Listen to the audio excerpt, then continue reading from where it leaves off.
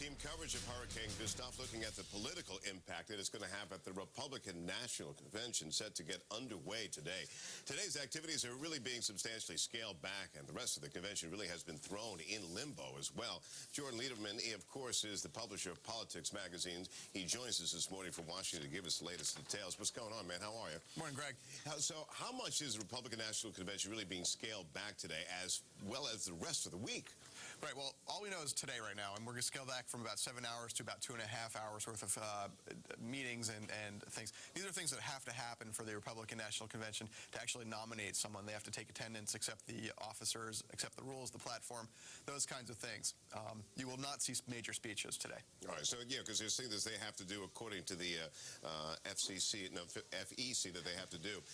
Do you think McCain is really striking the right chord as candidate, and a person who also wants to be the leader of the Republican Party, as well as wants to be seen as the commander-in-chief? Right. We've seen very little so far. All he said is country first, party second. Today is the real test for John McCain's leadership. If he strikes the right chord today, in terms of balancing, the party with the hurricane, it'll go a long way. Don't forget, there are people that have flown across the country, waited 4 years for John McCain, and he actually does need to acknowledge that. All right. How are John McCain and Barack Obama being kept in the loop about the relief efforts? Are they being consulted on the federal response? And do the people in charge of making sure that New Orleans is okay, do they really have to respond to calls saying what's going on from them? They don't need to respond, but they are being informed, just like any national security issue. John McCain, of course, has the advantage of being able to call President Bush and Secretary Chertoff and speak with them directly. He had a call with them and several governors yesterday, and that'll continue. You see a little more for John McCain. Yeah, the national focus is, and of course should be, on Hurricane Gustav. Is it impossible to avoid the fact that how this hurricane is handled in terms of the aftermath and the federal response could greatly affect the outcome of the presidential election? And how could this hurt John McCain, and then whether or not can it actually help him politically? Well, let's go back. This is the kind of thing, if you remember after the Bay of Pigs, and it took a generation for Cubans to forgive the Democratic Party, and this is not very different, where they still haven't forgiven. Right. So exactly.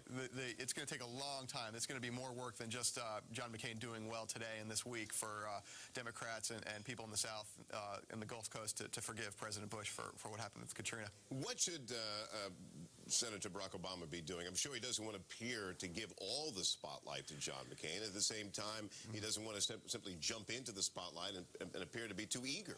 Well, there's definitely a danger in going too eager and kind of thanking God for this hurricane. We don't want that if you're a Democrat. So really, he just needs to probably focus on charitable events. He could probably activate his email list, as he's spoken about.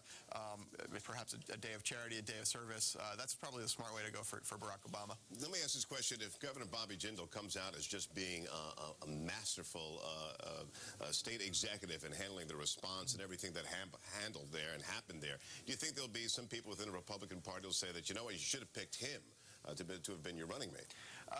Yeah, I mean, he was very popular among Republican Party activists, although he's got a bright future, and I think that, him handling this well will go a long way towards his future. He's only in his 30s. He's going to be around for a long time. He's got a future ahead of him. Jordan Lieberman, the publisher of Politics magazine, thanks for joining us. And of course, to check out the magazine, visit our website, cna.tv/. And then go to the News You Can Use section and click on Jordan's link. And remember, you can go to On Demand and click on the Elections tab and view all the speeches from both the Democratic and the Republican National Conventions in its entirety. All right, Hurricane